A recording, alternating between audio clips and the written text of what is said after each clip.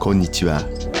今回は愛知県東栄町のお蕎麦を求めて新豊根ダムに寄り道をしたり、途中トラブルに遭いながらも少し春の訪れを感じる奥三河の山々を駆け抜ける184キロの旅の記録です。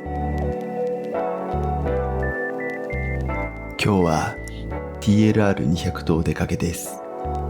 山間部はまだ雪が残っているかもしれないので、軽くて気楽な相棒の出番です。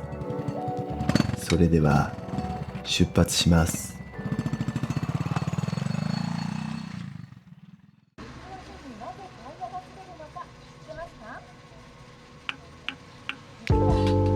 朝8時ごろ JASS 下山を出発します。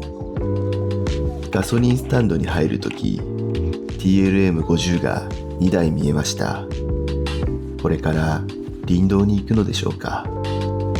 今日のツーリングは晩ご飯にそばが食べたいなぁと思い、前日に東栄町の水国さんで茶そばの予約をして、少し遠回りをしながら春を感じられたらなぁと思っています。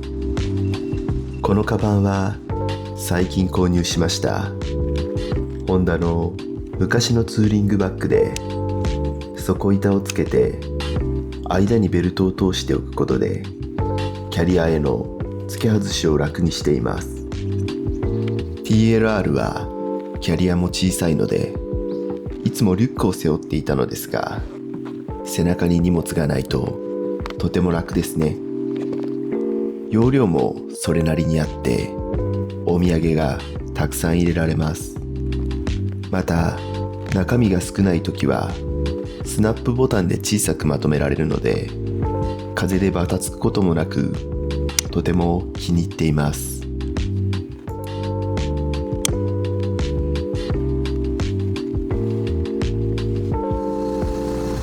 さて、少し進んで、ここは田口の市街地を抜け東栄町に向かって走る国道470号線の途中です。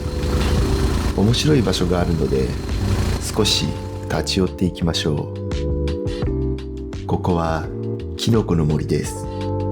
なんかどこかで見たことあるようなのがいたりいなかったり、ちょっと面白い場所です。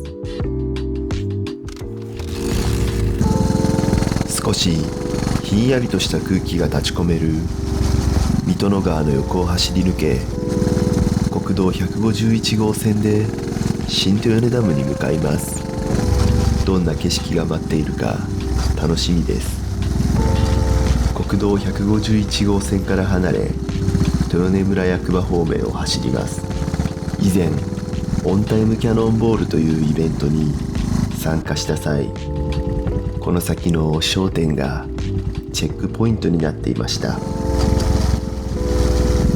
ダムが近づくと大きな湖が見えてきました。緑湖周辺の日陰は気温が上がらないようで、ところどころ道路が凍結していました。こういう構造の橋ってなんか好きなんですよね。よくある形なんですが、なんだかワクワクしますよね。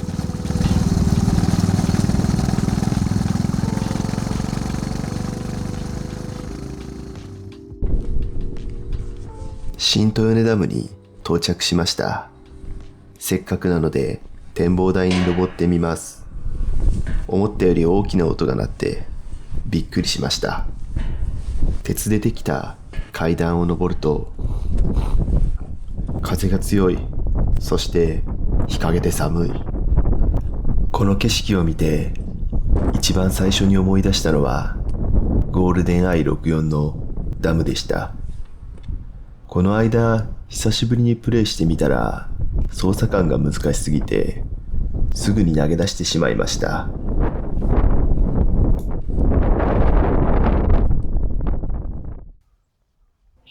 お昼時になったので、通り道のお店に立ち寄ることにします。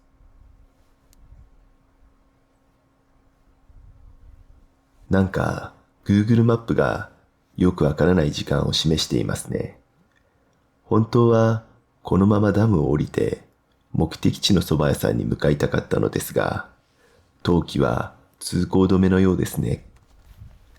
さて、出発しますか。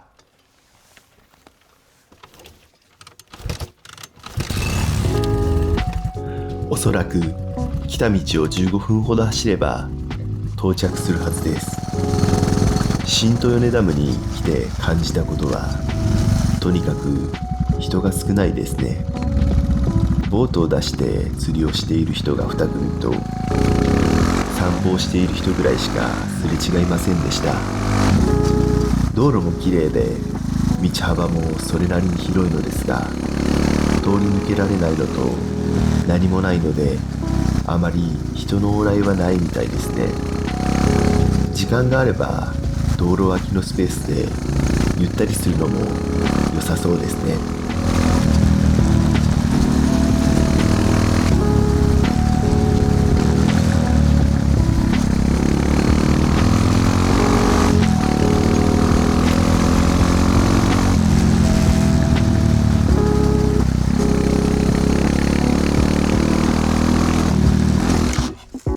あ、嫌な音がしました。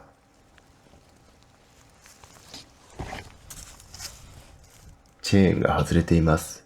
しかも巻き込んでいます。どうもテンショナンが緩んでいたみたいです。たまたま工具を外していたので困りました。次の目的地までは3キロだったので、とりあえずバイクを押していきます。いくら100キロの軽い車体でも上り坂はしんどいですね。さっきまでは寒かったのに上着も脱いで押していきました。商店には工具の取り扱いはなかったのですが、ご厚意でドライバーとレンチを貸していただけました。帰ってから確認して気づいたのですが、パルスジェネレーターの配線にチェーンが食い込んで切れかかっていたので間一髪でした。工具をお借りした坂口商店さんでお気に入りの豊根親鳥を購入して出発です。しっかりした味付けと噛み応えのあるお肉がご飯にもお酒にもとっても合います。奥三河に訪れた際にはお土産におすすめする一品です。昼食を食べそびれたので、少し休憩がてら軽食をとっていこうと思います。見えてきたのはそばどころ湯林さんです。お蕎麦を食べたい気持ちを抑え、みたらし団子をいただきました。これがとっても美味しくて、ちょっとカリッとしたお餅に甘辛いみたらしのタレの相性がとても良く、そば茶との相性も抜群でした。151号線を新城方面に進み、東栄町の街並みを抜け、少し走ったら今日の目的地に到着です。今日の目的地の水国さんです。持ち帰り専門のお蕎麦屋さんで、以前東栄町のパンフレットで見つけてから何度かお邪魔しています。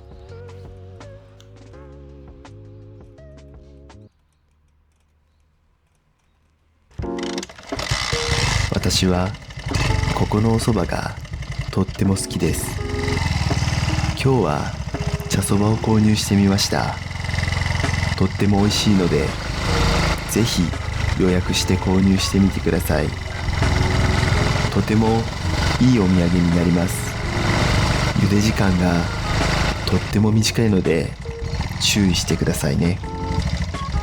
まだ少し時間に余裕があったので、寄り道をして蓬莱湖に立ち寄ります。どうも貯水率がとても下がっているようで、湖底が見えるとの話でした。テレビで放送されていたこともあり、たくさんの人が訪れていました。せっかくなので少し覗いてみましょう。確かに水がありません。以前水がある時に来たことがあるのですが、湖自体は意外と浅いようですね。奥に進めば進むほど水が少なくなっていきます。キャンプ場の近くにバイクを止めて橋の上からの景色を眺めてみましょう。下を覗いていると釣り人を見かけました。兎川の上流に行っていたのですかね。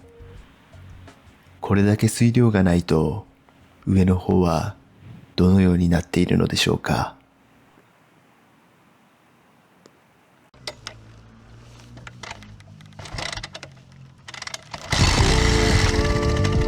さて、話題のスポットを見学して満足したので帰りましょう。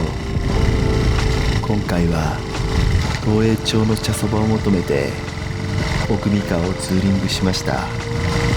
皆さんもお蕎麦を求めてツーリングしてみてはいかがでしょうか。今回の動画はこれでおしまいです。それでは次回の動画まで。さようなら。